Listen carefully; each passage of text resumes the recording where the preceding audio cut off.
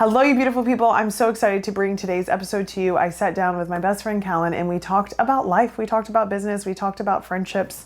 If you're new here, she has a phenomenal business called The Uncommon Business, where she is teaching people how to use AI inside of their business. But we didn't chat about AI at all. We talked about life, and that is one of my favorite conversations with her. And so naturally, we went on for a really long time. And so we're breaking up into two parts for you. Have a listen to part one. Welcome back, you beautiful people. I'm so excited. I have my dear friend, my best friend, Callan Faulkner, in the studio with us today. If you don't know her, you must be living under a rock, but she is known as the AI Queen. She is helping thousands and thousands of small businesses scale with AI. And this is not the first time she's been on the podcast, but it is the first time she is in the studio. And I'm so excited. We are going to have a non-AI conversation today, even though everybody knows her for AI. I know her as an incredible human, incredible leader, incredible businesswoman, and that's the conversation we're going to talk about today. So thank you for joining me. Thanks for having me. I know, we're in the studio. We're in the studio. I was calling you when I was building this out, and I was like, oh my God, it's so annoying. I don't know why I'm building this. Like, it's such a big project. And you were like, think about the future. It's all going to be fine. It's going to work out. It's going to work out. It's going to be worth it. And here we are. And it's so beautiful. And so much has changed since you were on the podcast last. A lot has changed. I know. Nicole's like, have you been on? I'm like, I think it was like really, truly a year and a half ago, maybe 2 years ago. Yeah, when you were just starting to like coach on AI, which is crazy. Baby girl. A little baby girl.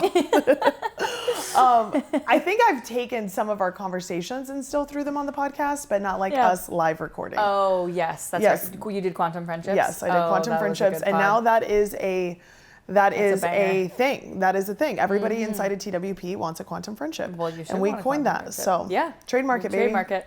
Attorneys or attorney in the room? Somebody? What do you think, like, everybody who is following you or is going to start following you after this can see the growth that you've had inside of your business and just the growth you've had as a human.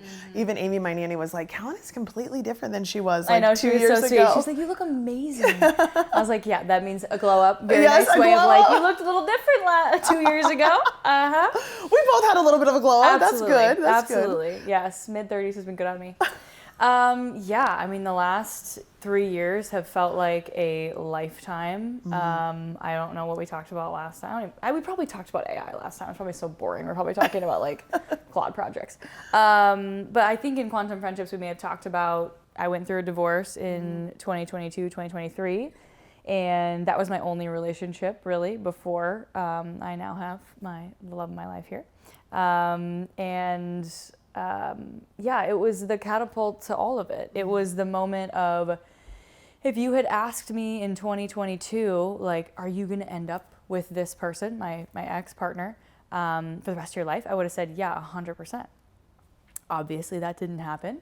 And that was really the moment of, what beliefs am I holding that I believe so truly 100% that just aren't true?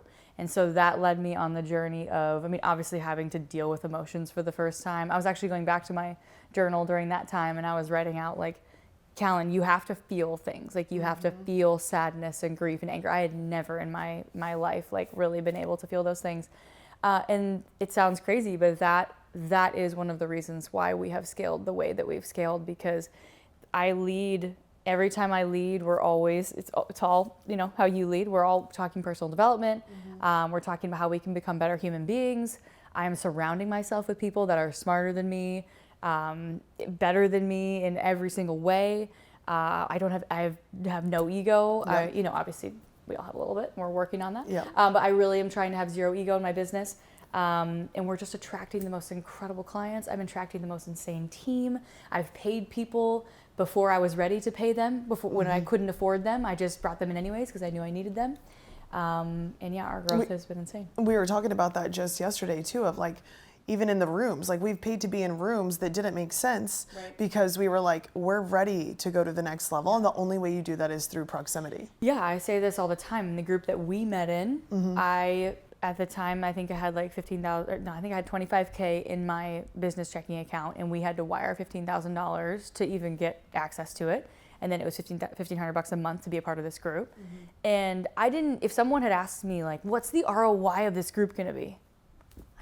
I don't know. You swear on here? It's meant to win. We swear a little bit. I don't fucking know what the ROI of this is going to be, because it's a group of incredible human beings. And that's how I've led a lot of my business too. Like, the investments I'm making don't have logical returns on them. I just know there's going to be a return. And I trust myself so much to figure it out. I will make a return.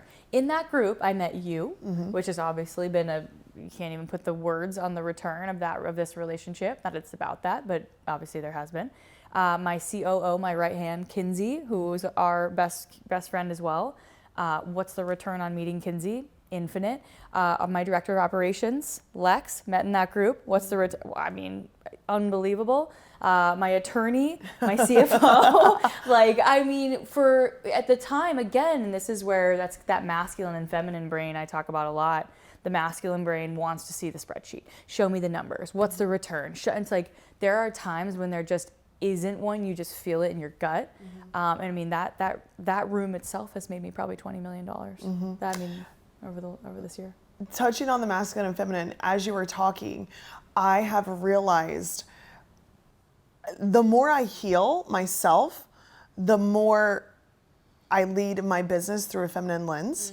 I have the masculine structure, but I remember being so obsessed, and we still are obsessed with the data. Show me the numbers, like what are the metrics? Because you have to have a pulse, especially when you have. That's why it's called yin and yang. Like we need both energies 100%. But I no longer make every single decision through that lens. It's like, what do I want? What feels intuitively good? What is gonna get me to step into the highest good of Stephanie and the biggest impact that I can make and that sort of thing? That usually doesn't come through a masculine, logical, analytical brain decision. No. I mean, we talk about this all the time of when I originally shut down my land business, which as of about 5 minutes ago was like officially done. Congratulations. I can't believe it. Thank you so much. That was a long grind. I love Alex Hormozy. He's unbelievable. I just spent the day with him 2 weeks ago, as you know. But he has more of a masculine vision on things. He always wants to see the numbers. And I think at the time, if he had looked at my businesses, there's probably no way he would have recommended I shut down my consulting business for real estate investors. He probably would have saw the numbers on my land investing business and been like, I mean, you could probably have somebody run that and step out and do this. But I knew in my gut, it felt like an elephant on my chest every time I thought about those businesses.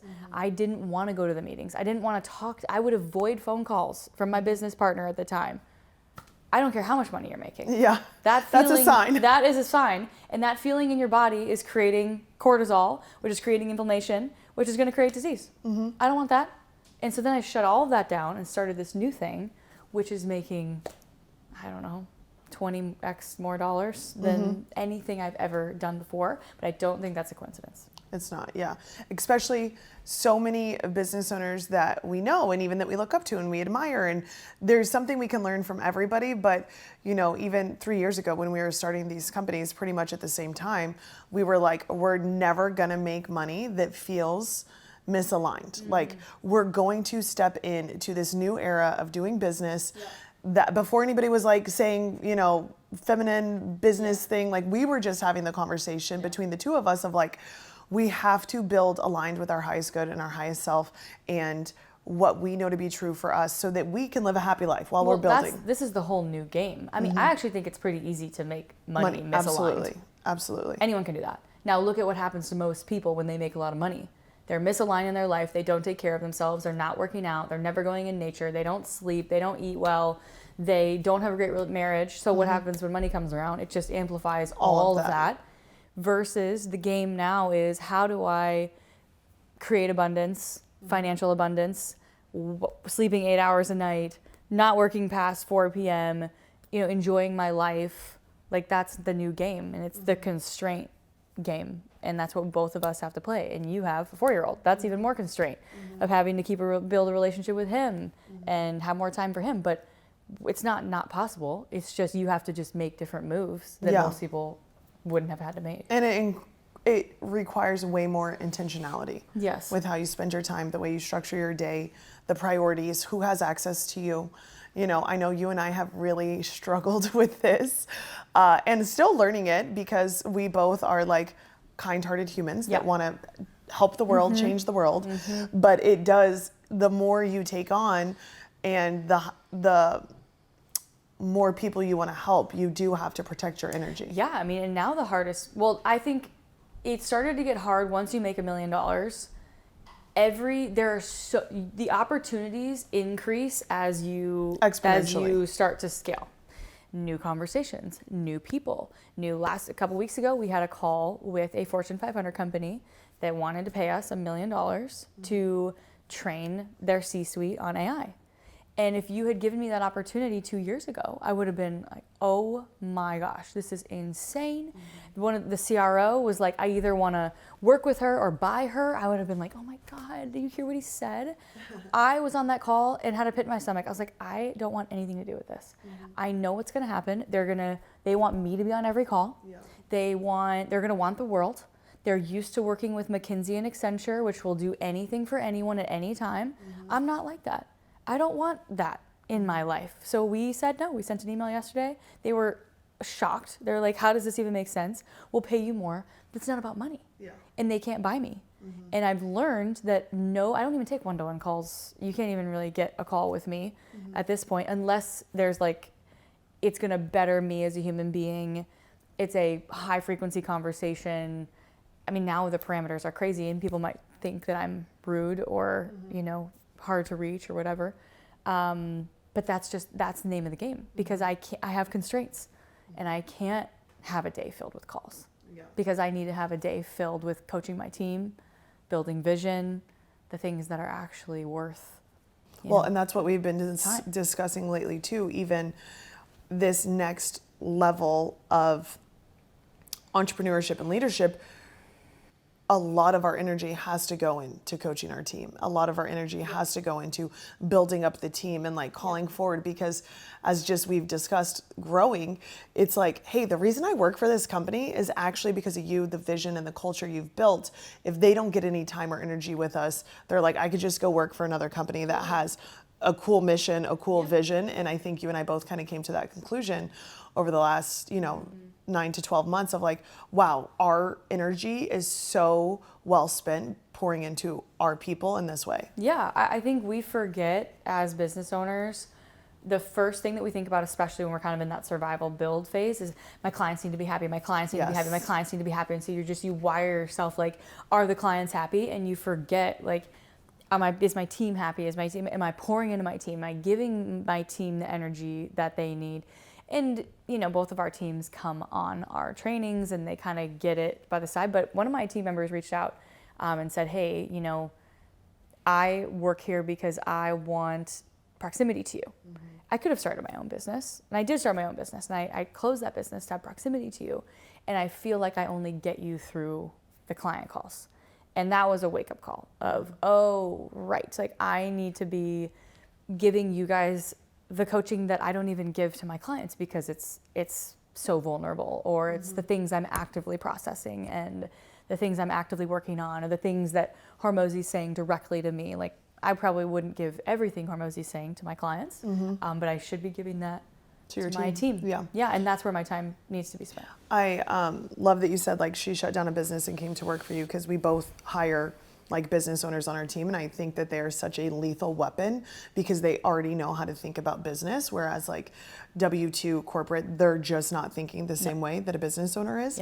And I remember recently was before we did like a mini launch, I just took the whole team through a visualization and meditation and like protecting our energy and clearing anything and they all were like, this is the best call we've had in 6 months. I was like, I didn't even do anything. I didn't even tell you guys anything, but I'm leading them the way that I lead myself. And I'm like, oh, I still forget that this isn't a normal practice for people. And the conversations that you and I are having every day on our 7 a.m. walk are not the conversations that, other people are having if they don't have somebody like that in their life. And it was like, I think sometimes we're like, oh, I have to have a perfectly curated PowerPoint and like make sure that my team gets these takeaways just like we do with clients. And it's like, no, they just need us to share our lived experience with them.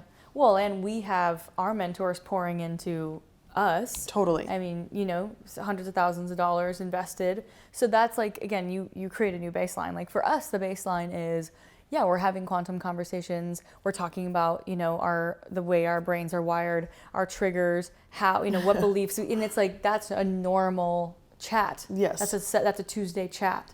And yeah, just like anything that becomes normal for anyone, it's like, oh yes, yep, sorry about that.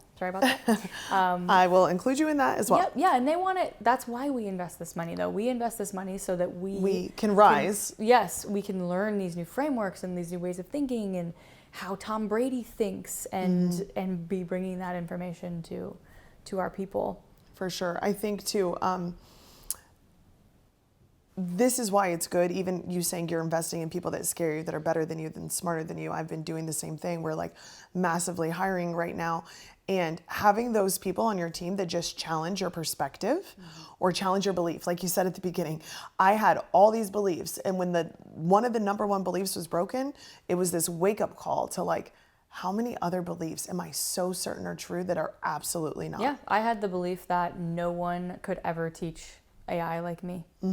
And now Carter and Elliot both, I mean, and Lex and Kent, I mean, all of them, and Kent, I mean, they all have this incredible teaching ability, and our clients love them. I mean, we just had an event 2 weeks ago, and it was like, thanks, Callan, but I loved talking with Carter and Lex and Jody and Chantel, and like, we did roundtables. I didn't even have a roundtable. They didn't even make me one, and they were poor, like because ultimately, who's actually running the business right now? Yeah. Who knows the inner workings of our operations and what systems we're deciding on and which ones we're not deciding on? Not me. Yeah. Don't ask me. I get the very end of like what we decided on and why, and I get the report, but they are in the weeds. And that is the coolest part about what we're doing now is like that's why you named it The Wealthy Practitioner. It's why I named it The Uncommon Business. It's not the Stephanie Wigner show. It's not the Callan Faulkner show. It is these incredible humans that are building this thing, and then they get to share what they're doing. And I think something that we both have done well is build a culture inside of those businesses that other people want to be a part of. And just the fact that we've, built up our team because we hire really high quality people. We pour so much love and energy into them. And then it's like our clients get that as a byproduct. So like any business owner listening to this that feels like it's all falling on you, or that you can't remove yourself, or you can't delegate, or you just feel kind of trapped inside of the business, I truly believe the path out of that is to pour so heavily into your team that the people that you are serving, especially if you're in a service-based industry, get so excited about those interactions with your team. They get so excited. Like I say all the time, I don't even think I'm the favorite coach at The Wealthy Practitioner. Gabrielle, Alejandro, Nikki, they are all at the top, and they're in it. They're in it. And I'm like, they're also better to coach you inside of a brick and mortar because they're still in those too. They're in it every day. I want to coach you on leadership and mindset and identity and the things that I'm spending my time in. Amazing. Mentoring massive amounts of team. Like that's where I can help. Yeah. And I think if you're listening to this, the easiest way to tell if your ego is still running the show, or maybe some of your traumas are running the show, is if you are involved in every aspect of your business. And you're not in a place where you think that what we're talking about of having an incredible team that can run the whole thing for you is not a reality for you. Like you have to check yourself and be like, what is preventing that? So 2 weeks ago, we had an exercise at my event, and it was limiting belief. So one of the women came up and believed that good employees are really hard to find. Most employees are annoying, whatever. So we went through this whole exercise, and I was like, okay, who's like your dream person? So maybe for someone listening, it's like, oh my God, I want an associate that is badass. They have had their own practice. They are obsessed. Like people are obsessed with them. They're so good at what they do. They're better than me. What if they're better than you? Oh man, what a concept. So she was explaining this. She wants this person. They're better than me. They're obsessed with AI. They do this, blah, blah, blah. And I looked out to the room of 100 AI architects. I'm like, does anyone have this person in their network? And one of the women in the back shot up and was like, I know exactly who that person is. And in this moment, I still have goosebumps. I'm like, she's sitting there thinking, and I said, how hard do you think this person's going to be? She's like, I honestly don't think this person exists.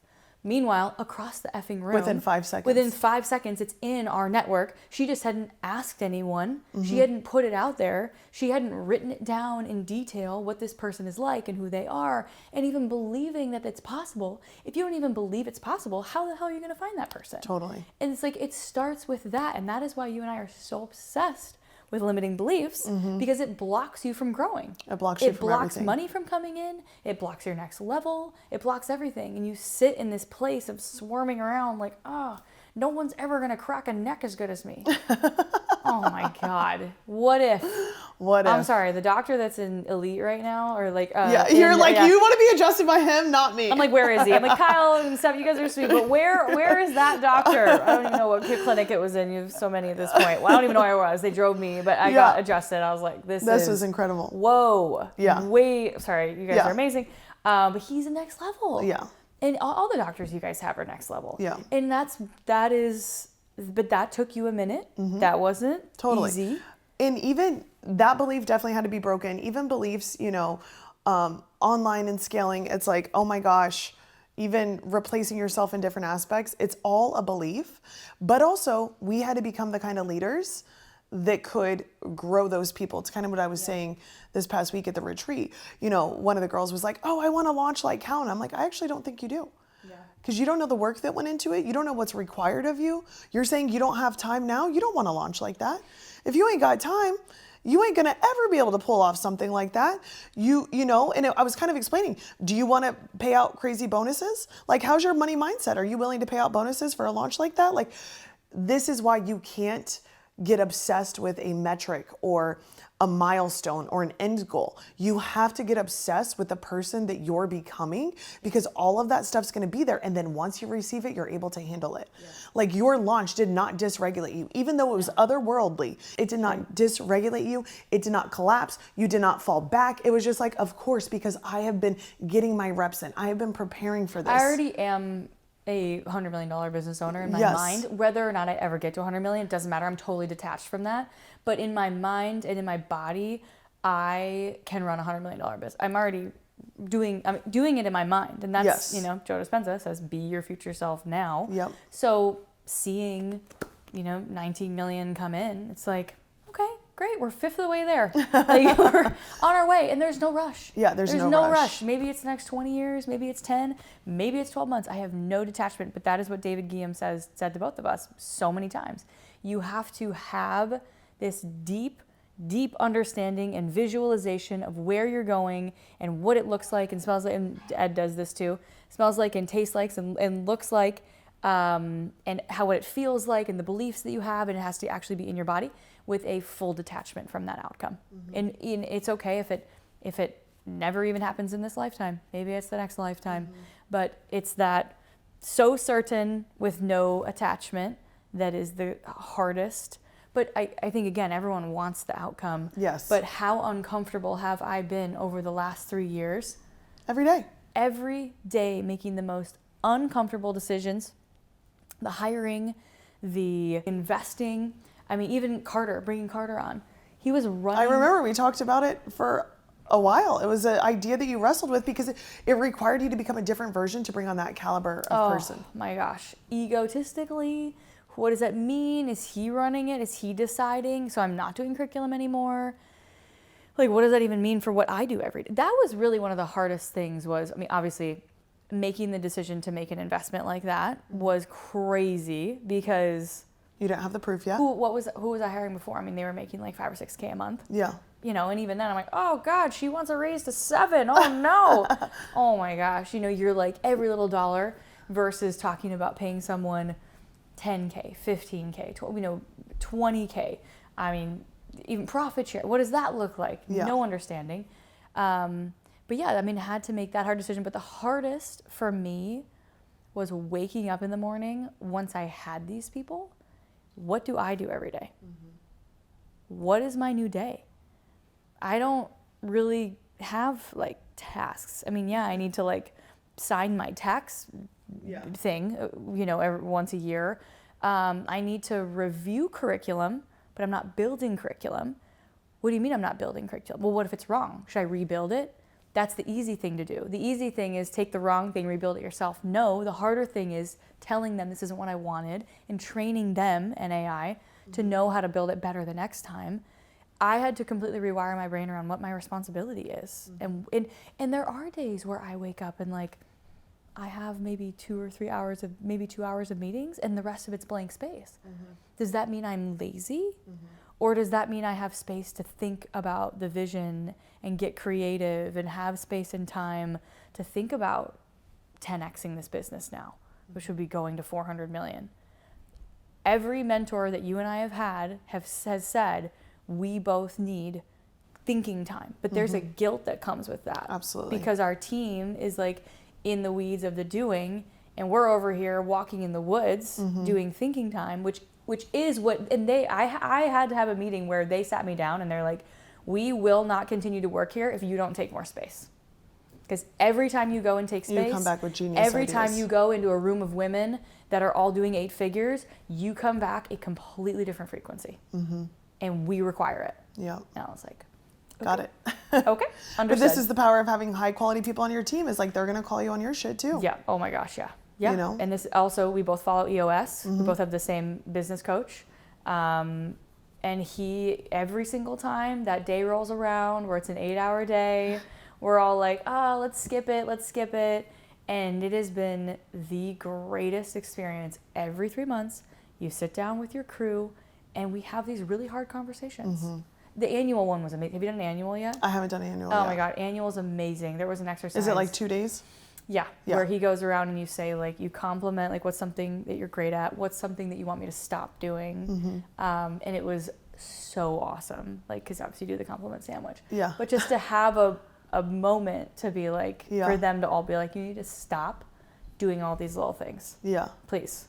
I feel like the coaches just did that to me, like recently. Like when they were in for the retreat, they were like, listen, we got to talk to you about all of these things that are not working. Yep. And then I received that all. And I was like, some of it I agree with, some of it I don't agree with, right? Like totally.